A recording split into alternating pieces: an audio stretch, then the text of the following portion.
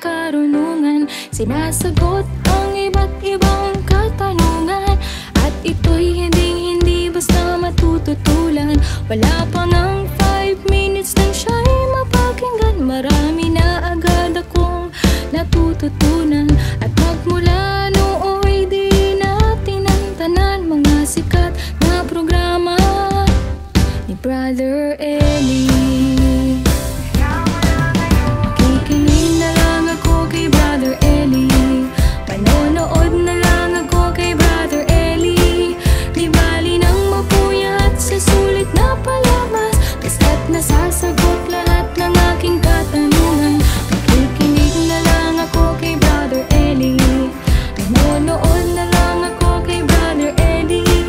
Hindi ko titigilan kahit pa magtawagan, sa Biblia lang ang kasagutan ni Brother Eli.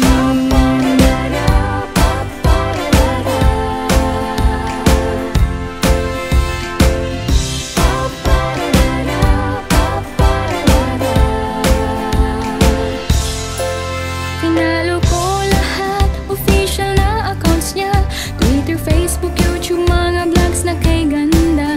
At kay tagal na pala niyang gumagawa ng public service na ibang-iba.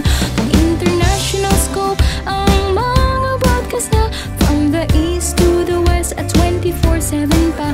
Mapa, Spanish, Portuguese, anumang wika, sinisikap paglingkurahan ni Brother Eli. Makikinig na lang ako kay Brother Eli. Manonood na lang ako kay Brother Eli.